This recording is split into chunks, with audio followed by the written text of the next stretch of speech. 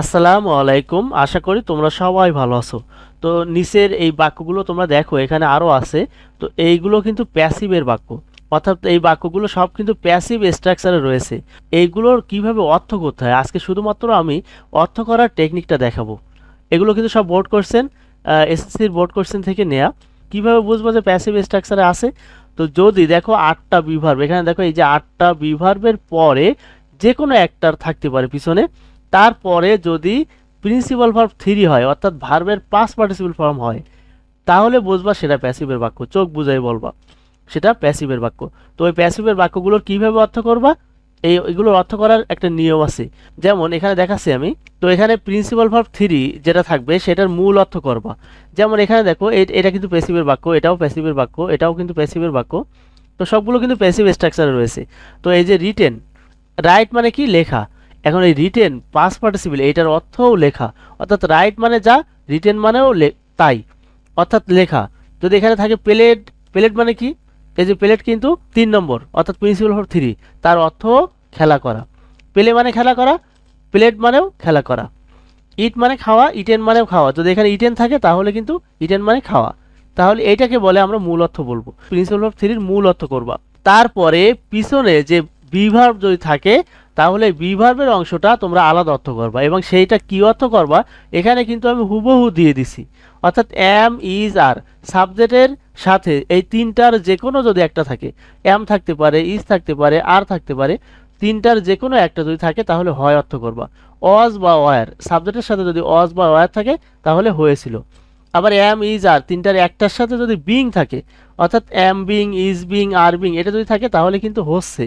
আবার কি অজ বা ওয়ার দূরের থেকে একটা, তার সাথে বিং, অজ বিং মানে কি হচ্ছিল, ওয়ার বিং মানে হচ্ছিল, অর্থাৎ সাবজেক্ট অনুযায়ী অজ বিংও হতে পারে আবার ওয়ার বিংও হতে পারে।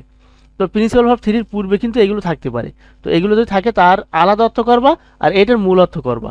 তাহলে শুড বি মানে কি উচিত হবে, হ্যাভ বিন মানে বা হ্যাজ বিন মানে হয়েছে, ক্যান বি মানে যেতে পারে, আর মে বি মানে হতে পারে, আর শ্যাল বি মানে হবে, উইল বি মানে হবে। তো যাই হোক, এগুলো তোমরা ভোকাবুলারির মতো মুখস্থ করে নেবা, একেবারে সহজ।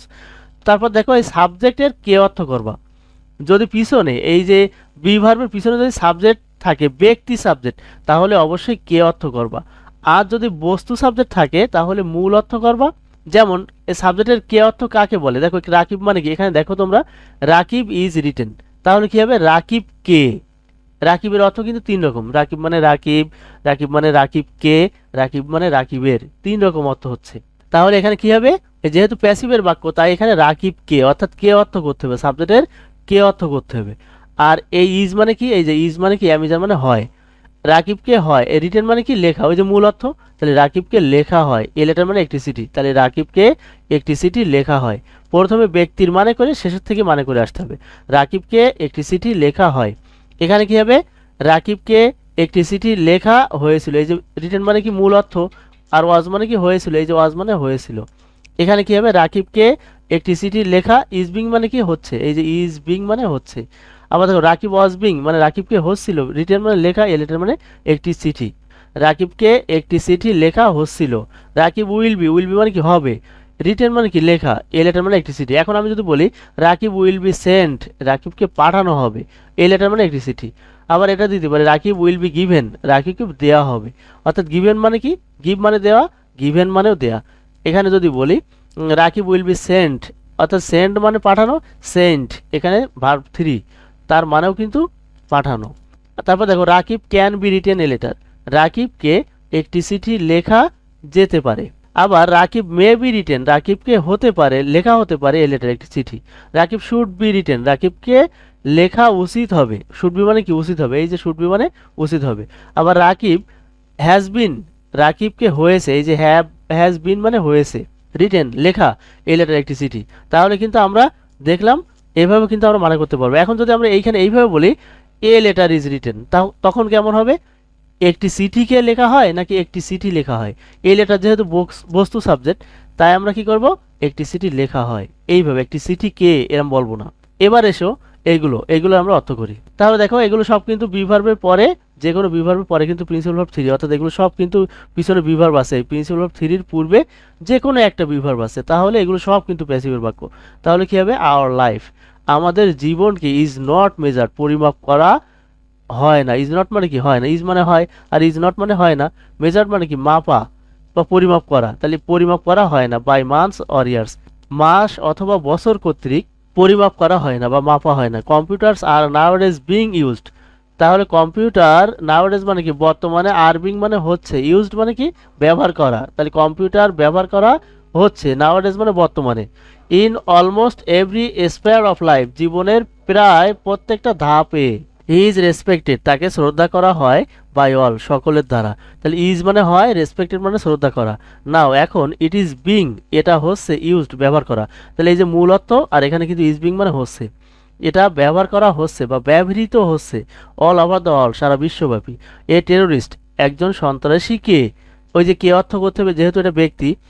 ইজ হেটেড, ঘৃণা করা হয়, ইজ মানে হয়, হেটেড মানে কি ঘৃণা করা, হেট মানে ঘৃণা করা, হেটেড মানেও ঘৃণা করা। বাই পিপুল, লোকজন কর্তৃক বা মানুষ কর্তৃক একজন সন্ত্রাসীকে ঘৃণা করা হয়।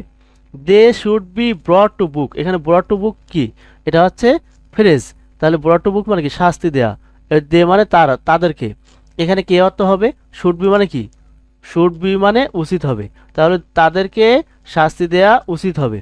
শি ইজ রেসপেক্টেড, তাকে শ্রদ্ধা করা হয় বাই এভরিবডি, প্রত্যেকের দ্বারাই বা সকলের দ্বারাই তাকে শ্রদ্ধা করা হয়।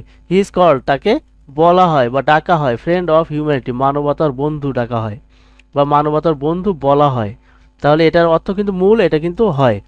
ইজ কল্ড মানে কি, এটাও সেই অর্থ, বলা হয়, তাহলে ইট ইজ কল্ড, এটাকে বলা হয় দ্য প্লেজার সিকার্স প্যারাডাইস, আনন্দ বা সৌন্দর্য অন্বেষণকারীদের স্বর্গ বলা হয়। এনি অ্যান্সার, কোনো উত্তর, ইন দ্য এক্সাম, পরীক্ষার কোনো উত্তরকে শুড নট বি, উচিত হবে না, এখানে শুড বি মানে উচিত হবে আর শুড নট বি মানে উচিত হবে না।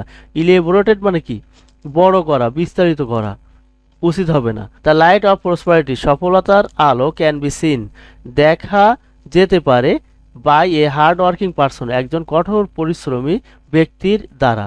মোর অ্যান্ড মোর বুকস, বেশি বেশি বই, শুড বি রেড, পড়া উচিত হবে, এখানে কিন্তু রেড হচ্ছে পাস্ট পার্টিসিপল আর শুড বি মানে উচিত হবে, তাহলে রিড মানে পড়া, রেড মানেও পড়া।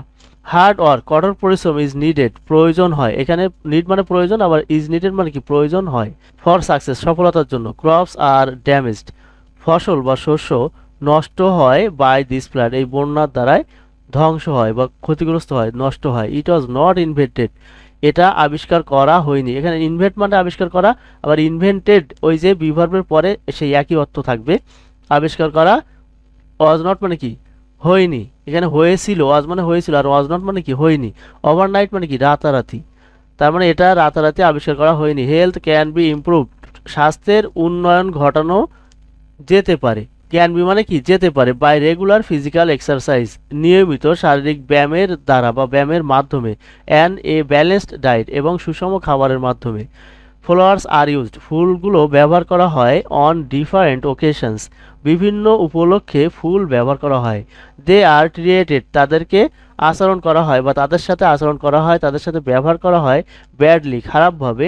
ইভেন এমনকি বাই দেয়ার ফ্যামিলি মেম্বার্স, এমনকি তাদের পরিবারের সদস্যদের দ্বারাও তাদের সাথে খারাপ আচরণ করা হয়। যাই হোক, প্যাসিভের বাক্যগুলোর আমরা মানে করার চেষ্টা করছি, এখান থেকে এই নিয়মে তোমরা মানে করে নিও। যে নিয়মটা ছিল সেটা কি আরেকবার দেখাই দেই, সেটা ছিল প্যাসিভের বাক্যগুলো হচ্ছে এই 8টা বিভার্বের পরে প্রিন্সিপাল ভার্ব 3 থাকবে, অর্থাৎ পিছনে বিভার্ব আর এখানে প্রিন্সিপাল ভার্ব 3, এই প্রিন্সিপাল ভার্ব 3 আমরা মূল অর্থ করব আর এখানে বিভার্বের অংশটুকু আলাদা অর্থ করব। তারপর সাবজেক্টের কে অর্থ করব, যদি বস্তু সাবজেক্ট হয় তাহলে মূল অর্থ করব। অনেক সময় বস্তু সাবজেক্টের কে অর্থ হয়, মূল অর্থ হয়, তবে ব্যক্তি সাবজেক্টের সব সময় বেশিরভাগ ক্ষেত্রে কে অর্থ হয়। তো এই ছিল আজকের ভিডিও, আর আমাদের চ্যানেলের বাকি ভিডিওগুলো তোমরা দেখে নিও। আজকে এই পর্যন্তই, ভিডিওটি শেষ পর্যন্ত দেখার জন্য তোমাদেরকে অসংখ্য ধন্যবাদ। আসসালামু আলাইকুম।